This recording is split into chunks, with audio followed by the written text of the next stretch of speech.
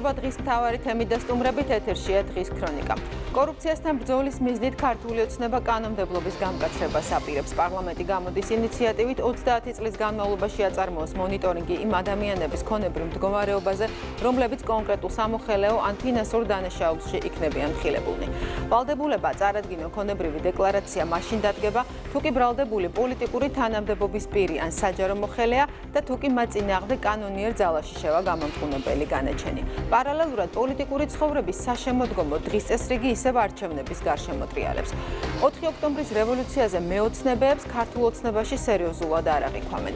თარიღის და დროის დაანონსებას, თუ როდის და რომელ საათზე, ან დღის რომელ მონაკვეთში გადაიბარებენ ხელისუფლებას პაატა ბურჭულაძე და მისი თანამოაზრეები, თავად ოპოზიციის რიგებშიც ეჭვის თვალით უყურებენ. ხელისუფლება მაინც ახსენებს ქუჩის პროცესების აგორების მოსურნეებს, რომ ძალადობრივი შეცვლის ორგანიზება დასჯადია და დესტაბილიზაციის ყველა მცდელობას შესაბამისი რეაგირება მოჰყვება. მართლ პარტიაში დღეს კიდევ რამდენჯერმე ახსენეს ვენის კონვენცია, განსაკუთრებით მას შემდეგ, რაც გაირკვა, რომ ელენე ხოშტარია დაკავებამდე საქართველოში ნიდერლანდების ელჩი შეხვდა. პოლიტიკურ თემებზე დღეს ჩვენი სტუმარი პარლამენტის თავმჯდომარის მოადგილე გიორგი კახიანი იქნება, გადაცემის მეორე ნაწილში კი დღის ქრონიკის პირდაპირ ეთერში თბილისის საკრებულოში დიდუბის მაჟორიტარი დეპუტატობის კანდიდატი გივი ჩხარტიშვილი ჩაგვერთვება. გიორგი კახიანი, პარლამენტის ვიცე-სპიკერი, ჩვენი პირველი სტუმარია. მოგესალმებით ბატონ გიორგი, მადლობა გადაცემაში მონაწილეობისათვის. მოდი საუბარი დავიწყოთ იმ ახალი ინიციატივით, რომელიც აქვს მმართველ გუნდს საჯარო სექტორში კორუფციასთან და სამოხელეო დანაშაულთან ბრძოლის წინააღმდეგ. ის რომ 30 წელს გაგრძელდება მხილებული საჯარო მოხელის ოჯახის ქონებრივ მდგომარეობაზე დაკვირვება, რა დამატებითი პერკეტია კორუფციის პრევენციისთვის. აი მაგალითად არ არის საკმარისი მხოლოდ სისხლის სამართლებრივი პასუხისმგებლობა და აქვე კითხავთ, დააზღვევდა თუ არა ამჯერად დაკავებული მაღალჩინოსნების მხრიდან მსგავს გადაცდომებს, რომ არსებულიყო აი ეს თქვათ რამდენიმე ათეულწლიანი დაკვირვების დათქმა. მოგესალმებით ნათია, მივესალმებით ტელემაყურებელს, მადლობთ რომ მომიწვიეთ. მე ვიტყოდი რომ ეს ინიციატივა, რომელიც დღეს გაჟღერდა, ეს არის მორიგი ნაბიჯი იმ მიზნისკენ, რომელიც ჩვენ განვაცხადეთ და თქვენ გახსოვთ რომ საქართველოს პრემიერ-მინისტრმა თქვა, რომ ჩვენ გვაქვს ამბიცია რომ კორუფციის სიმცირის თვალსაზრისით საქართველო იყოს მსოფლიოს სამეულში და მე მგონი საზოგადოება ხედავს რომ კორუფციის წინააღმდეგ ბრძოლის თვალსაზრისით არაერთ ბევრი რამ კეთდება, აი ეს ბოლო შემთხვევები, გახმაურებული შემთხვევები, რომელიც კორუფციული დანაშაულის ფაქტებზე დაკავებებს გულისხმობს, მათ შორის ამის დასტური არის და კონკრეტულად ამ ინიციატივას რაც შეეხება, ეს ინიციატივა რას გულისხმობს? მოგეხსენებათ, რომ დღეს არსებული კანონმდებლობით საჯარო მოხელის ქონებრივი დეკლარაცია მოწმდება და მათ შორის, როდესაც საჯარო მოხელი მიდის საჯარო სამსახურიდან, მისი ქონებრივი მდგომარეობის დეკლარაციის შემოწმება, ანუ მონიტორინგი ხდება მხოლოდ 1 წლის განმავლობაში, ანუ წასვლიდან 1 წლის განმავლობაში.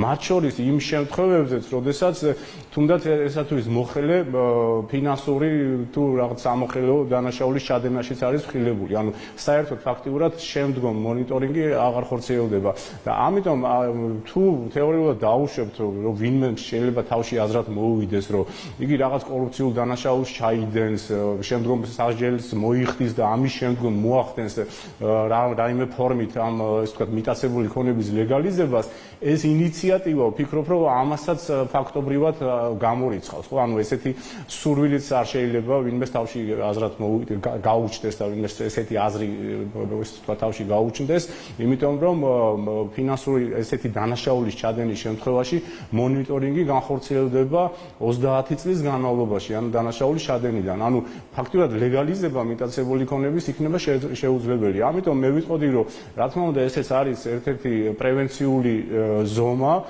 კორუფციის წინააღმდეგ ბრძოლის თვალსაზრისით და კიდევ ერთხელ ვიტყვი, რომ ეს არის ერთ-ერთი ნაბიჯი კორუფციის იმ მიზნისკენ, რომელიც ჩვენ განვაცხადეთ. კერძოდ ის, რომ ვთქვით, რომ კორუფციის სიმცირის თვალსაზრისით საქართველო ძალიან მალე უნდა იყოს მსოფლიოს სამეულში. ეს შეიძლება შეეხოს იმ პირებსაც, ვინც აქამდე ახლა არიან დაკავებულები და ჯერ ეს კანონი არ შესულა ძალაში. ერთგვარი უკუძალა იქნება ამ კანონს. ვიცით რაც შეეხება უკუქმედით ძალას, ამ საკითხებზე რა თქმა უნდა იქნება მსჯელობა, ეს მოგეხსენებათ რომ ეს მხოლოდ ახლა დაინიცირდა და მათ შორის ეს განხილვები აწი დაიწყება, მას შემდეგ რაც პარლამენტი შეიკრიბება, მათ შორის ასეთ საკითხებზეც იქნება რა თქმა უნდა მსჯელობა.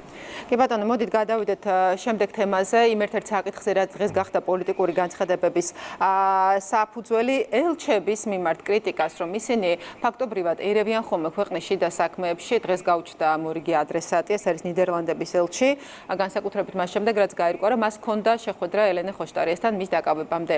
ოპოზიცია ამტკიცებს, რომ ამაში მაგალითად უჩვეულო არაფერია, იმიტომ რომ ელჩებს აქვთ უფლება ადგილსამყოფელ ქვეყანაში გამართონ შეხვედრები, იქნება ეს არასამთავრობო სექტორის თუ პოლიტიკური პარტიის წარმომადგენელთან. ამ შემთხვევაში თქვენთვის ძირითად კითხვებს რა აჩენს შეხვედრა თუ ამ შეხვედრის დრო? იცით, კითხვები ჩნდება სრულიად ლეგიტიმურად და კიდევ ერთხელ ავხსნი ამას თუ რატომ ჩნდება ესეთი კითხვები. რა თქმა უნდა, ელჩების ფუნქცია არის სახელმწიფოებს შორის ურთიერთობების გაუმჯობესებაზე, გამყარებაზე ზრუნვა და ამ ფუნქციის განხორციელებაში ელჩებს რა თქმა უნდა სხვადასხვა მოქმედებებით შეუძლიათ ყველაფერი ეს გააკეთონ, მათ შორის რა თქმა უნდა ესეთი შეხვედრებით. ეს იქნება თქვათ შეხვედრა ხელისუფლების წარმომადგენლებთან, ოპოზიციის წარმომადგენლებთან და საქართველოში ეს ყოველთვის ხდებოდა და ამაში გასაკვირი ერთი შეხედვით არაფერია. მაგრამ ამ შემთხვევაში მნიშვნელოვანი არის კონტექსტი და ის წინაპირობები, რომელიც ამ შეხვედრებს წინ უძღვის, ხო? აი სამწუხაროდ ჩვენ რას ხედავთ ამ ბოლო პერიოდის განმავლობაში, რომ ელჩები, რა თქმა უნდა, ყველას არ გულისხმობდა იქ ზოგიერთ ელჩზე არის საუბარი, ელჩები თავისი საქმიანობით არათუ თქვათ მეგობრული ურთიერთობების და ამ სახელმწიფოებთან შორის ურთიერთობების გამყარებით არიან ესე თქვა დაკავებულები, არამედ ახალისებენ ძალადობას თავიანთი მოქმედებებით, ეს სხვადასხვა ფორმით გამოიხატება, ზოგიერთ შემთხვევაში ჩვენ ხედავთ რომ დაფინანსებები ხდება ესეთ მოძალადე ჯგუფების, მათთან შეხვედრები, ზოგიერთ შემთხვევებში დუმილითაც კი, როდესაც მათ მიერ დაფინანსებული ესე თქვა კონკრეტული აქტორები სიძულვილის ენას გამოხატავენ სხვადასხვა კანონსაწინააღმდეგო მოქმედებებს ჩადიან და ამაზე ჩვენ ელჩებისგან დუმილს ხედავთ.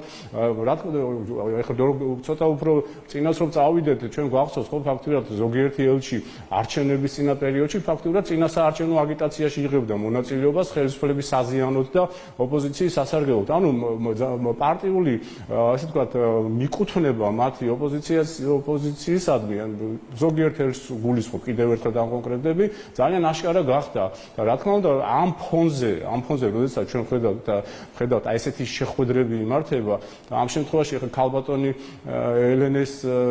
ელენე ახსენეთ თქვენ ხო რომ ანუ მან წინა დღეს კანონსაწინააღმდეგო მოქმედება ჩაიდინა და როგორც გაჟღერდა ეს ინფორმაცია თუ ესე ვთქვათ ნამდვილია და დადასტურდა, როგორც გაჟღერდა მეორე დღეს იგი შეხვდა ნიდერლანდების ელჩს და მით უმეტეს ეს შეხვედრაც ფარულად ჩატარებულა, ანუ ეს არ ყოფილა საჯარო შეხვედრა, ხო? ანუ ბუნებრივია ყველაფერი ეს კითხვებს აჩენს იმ თვალსაზრისით, რომ ელჩები, ესე ვთქვათ, რა თქმა უნდა, გადიან ვენის კონვენციის გარეთ, პირდაპირ ხდება მათ მიერ ამის დარღვევა, ამის თაობაზე ჩვენ არაერთხელ ვითქვია და არაერთხელ გვისაუბრია, იმიტომ რომ კიდევ ერთხელ ვიმეორებ, რა თქმა უნდა, ელჩის ფუნქცია არის სახელმწიფოებს შორის ურთიერთობების გამყარება და გამტკიცება, მაგრამ სამწუხაროდ, როდესაც ესეთი კონტექსტი გვაქვს ჩვენ, რაზეც მე ვისაუბრეთ და აი ამ წინაპირობების გათვალისწინებით ესეთ შეხვედრებს ვადევნებთ თვალს, ხო, რა თქმა უნდა,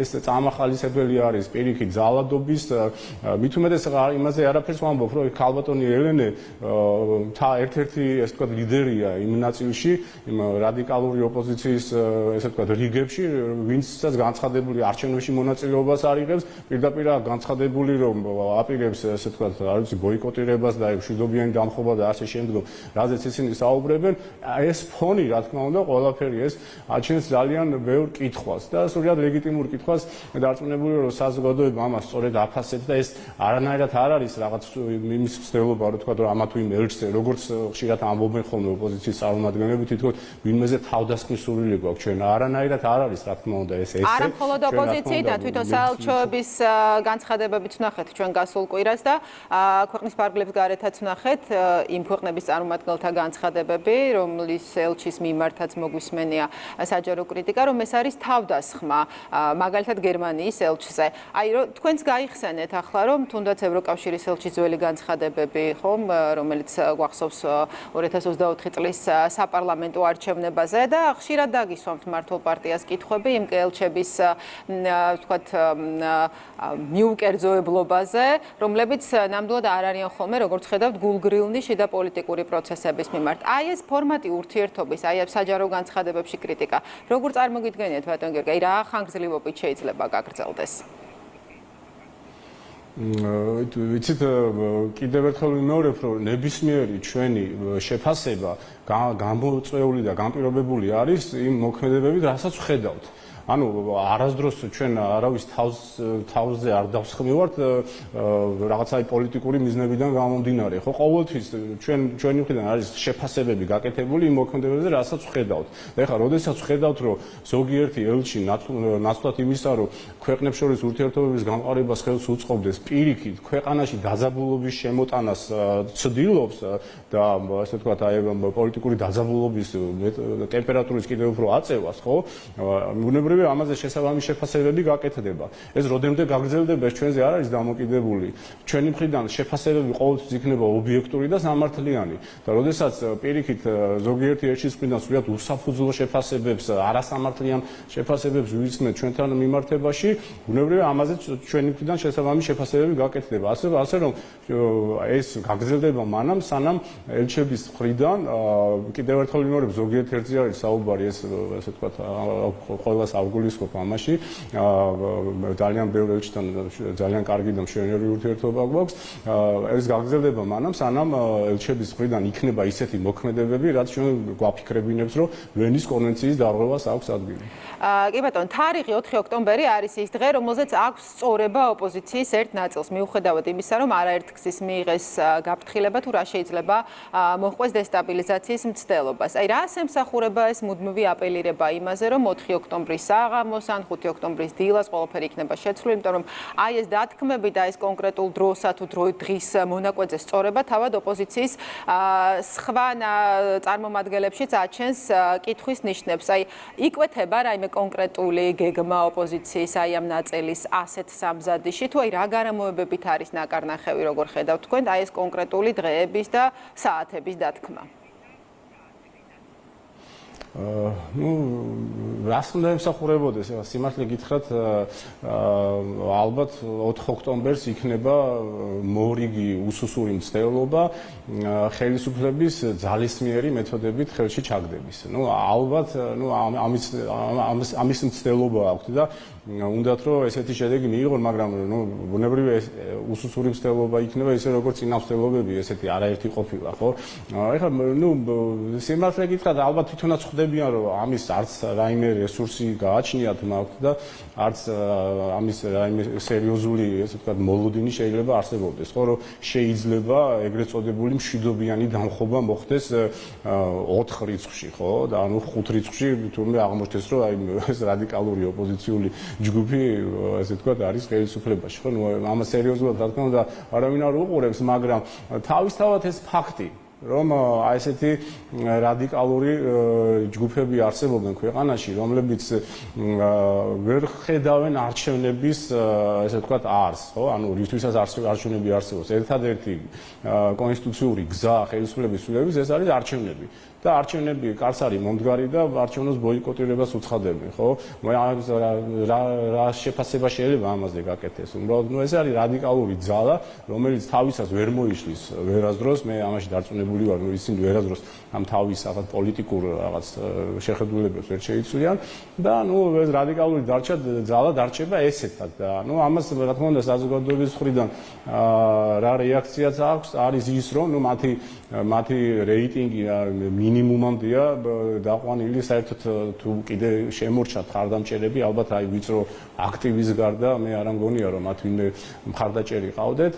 ასე რომ ალბათ 4 რიცხვშიც რაღაც იქნება ესეთი უსუსური მცდელობა შეკრების, არ ვიცი ახლა შემდგომ რას იმოქმედებენ, უბრალოდ ერთი რაღაცა მინდა კიდევ თქვა, რომ მე მგონი თვითონაც ხვდებიან ამას და საზოგადოება მე ძალიან კარგად დაინახა, რომ სახელმწიფო არის თავის სიმაღლეზე. სახელმწიფო არის თავის სიმაღლეზე და ნებისმიერ კანონ დარღვევას მოყვება შესაბამისი რეაგირება. სამწუხაროდ სიმართლე გითხრათ, ამ სურათში არის ის, რომ აი ესეთი შემთხვევები, როდესაც ხდება, მე აღმოჩნდება, რომ ეს პოლიტიკოსები ძალიან სუფთად გამოვლენ ხოლმე ამ მდგომარეობიდან და პასუხისგებაში მიეცემიან ეს ახალგაზრდები, რომლებიც ან მოტყუებულები არიან, ან არ ვიცი, ასე ვთქვათ, რატომ მოქმედებენ, ესე ვთქვათ, და ამ რადიკალებს რატო უჭერენ მხარს. აი სამწუხარო შედეგები, როგორც წესი, ეს დგება. მე იმედი მაქვს, რომ ესეთი რამ არ მოხდება ამჯერად და არავის პასუხისმგებლობის ბაზე საკითხი არ დადგება, თუმცა თუ კანონდარღვევები იქნება და ესე ვთქვათ, ეგრეთ წოდებული მშვიდობიანი დამხობის მცდელობები იქნება, რა თქმა უნდა, სახელმწიფო ადეკვატურად, პროპორციულად იმოქმედებს. და ბატონ გიორგი, ბოლოს მინდა გკითხოთ, ცოტა ხნის წინ გავრცელდა სოციალურ ქსელში ელენე ხოშტარიას დაკავებული ელენე ხოშტარიას სტატუსი, სადაც ის ამბობს, რომ უარს აცხადებს დაცვაზე, უარს აცხადებს სასამართლოში გამოცხადებაზე. როგორ შეაფასებდით მის ამ პოზიციას, ეხმიანება თუ არა ეს მართლ პარტიაში გუშინ გამოთქმულმა ვარაუდს, რომ მისი ქმედება შესაძლოა ყოფილიყო მიზანმიმართული?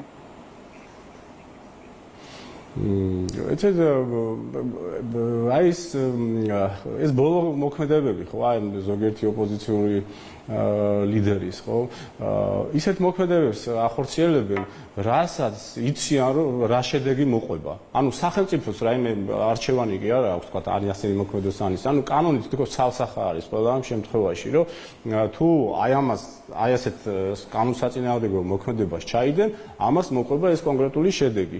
ეხლა მე არ ვიცი დეტალები, თქვენგან მოვისმინე ყურში ეს რა განცხადება გააკეთა ქალბატონმა ელენემ, არ ვიცი თქვა იქ სასამართლოზე რა პროცესია და როგორ მიმდინარეობს ყველაფერი ეს, მაგრამ ნუ ფაქტია, რომ ყველაფერი გამიზნულად ხდება. ეხლა თუ მოხდება ისე, რომ ვთქვათ, არ ვიცი გირაოს თანხა შეეფარდება მას და უარს იტყვის გირაოს გადახდაზე, ან რაიმე სხვა რაღაც აი პროვოკაციულ თქვენ რაც თქვით, მე მომეჩვენო რაღაც პროვოკაციულ მოქმედებებს აქვს, რაღაც ჩანაფიქრი არსებობს ესეთი. ბუნებრივია ამას სახელმწიფოს მხრიდან მოყვება შესაბამისი რეაგირება და ეს ადეკვატურად არის ხოლმე როგორც წესი საზოგადოების მხრიდან აღქმული. ხა ვინმეს თუ ძალით უნდა რომ საპატიმრო დაწესებულებაში იჯდეს და ეგეთები ყავს ხო, ეს რამდენადაც უცნაური არ უნდა იყოს. კი ბატონო, კანონია ყველასათვის და კანონი ახსოვდება. დანარჩენი დაველოდოთ მოვლენების განვითარებას, უბრალოდ მე მეტი ინფორმაცია ამ საკითხთან დაკავშირებით ამ ეტაპზე არ. კი ბატონო, ძალიან დიდი მადლობა. გიორგი კახიანი, პარლამენტის თავმჯდომარის მოადგილე იყო ჩვენი სტუმარი და ახლა ჩვენ საუბარს განვაგრძობთ ქართული ოცნების მაჟორიტარობის კანდიდატთან დიდუბეში გივი ჩხარტიშვილი შემოგვიერთდება პირდაპირ ეთერში. მოგესალმებით ბატონ გივი, დიდი მადლობა გადაცემაში მონაწილეობისათვის. თქვენ ხართ მოქმედი დეპუტატის საკრებულოსი ამ უბნის წარმომადგენელი, შესაბამისად კარგად იცნობთ დიდუბეს და იმ საკითხებს, რაც ამ რაიონისთვის არის დამახასიათებელი ან გადასაჭრელი, თუმცა როგორც ვიცი, ამჟამინდელი საზღვრები თქვენ კიდევ თქვენ სამაჟორიტარო ოლქს კიდევ შეემატა რამდენიმე უბანი. აი რა გზავნილია თქვენი ამომრჩევლისთვის ის, რომ თქვენი გამოცდილება სწორედ ამ უბანს უკავშირდება? მოგესალმებით, მადლობა მოწვევისთვის.